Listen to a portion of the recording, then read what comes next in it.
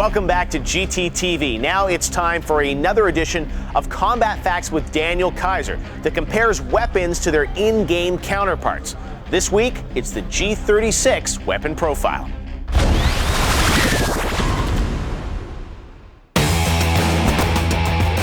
Hey, what's up everyone? Daniel Kaiser here at the Combat Facts gun range just north of Los Angeles with another weapons profile. And today we're talking about the super popular G36 assault rifle, which we've all seen in many of today's top military shooters. First, a little bit of background, David. Tell us about the history of the G36. Back in the early 90s, the German army had an outdated G3 rifle for their troops, and they needed something new. They needed something that would actually work with a 5.56 NATO round. So Heckler & Koch decided to develop something for the Army. This G36 is actually the latest version of their G series of assault rifles. What makes a G36 unique? Well, one of the big things that's unique about it is it's modular, so you can switch all the different parts in and out. It's made of plastic. It's also ambidextrous, which means right or left-handed people can use it. The barrel is actually fitted so you can throw a suppressor on there. It's got a folding stock, and all around it's just a really easy to use weapon. Matter of fact, the only negative they have about it is the plastic mags tend to break occasionally because they are plastic. Seems really customizable. Who exactly is using it the most these days? This is the German Army's rifle, like RM4. But all over the world, anti-terrorism units are using it. In our country alone, the Secret Service, as well as the NYPD SWAT are using it.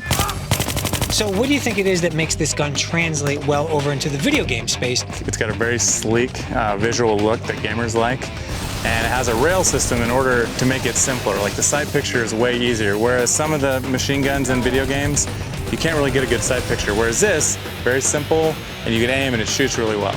Excellent.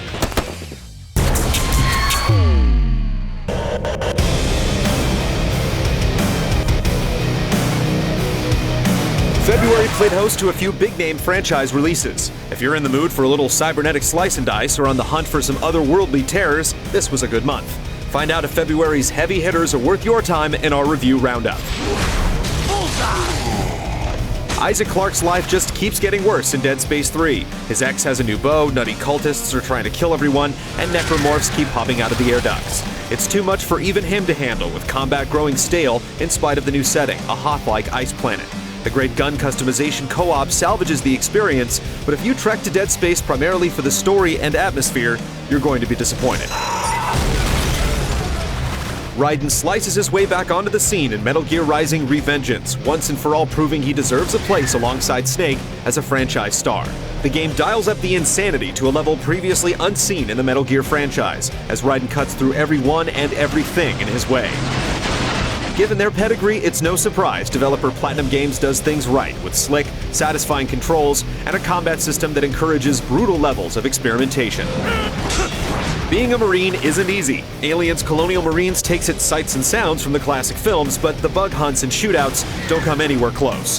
The multiplayer element keeps it from being a complete loss, but it's difficult to recommend this bland package to more discerning Aliens fans. Yeah, you get to punch an alien in the head, but even that can't save it.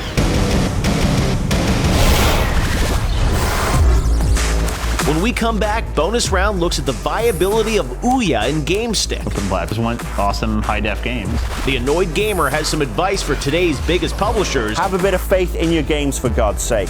And we rip into a whole new level of tearaway.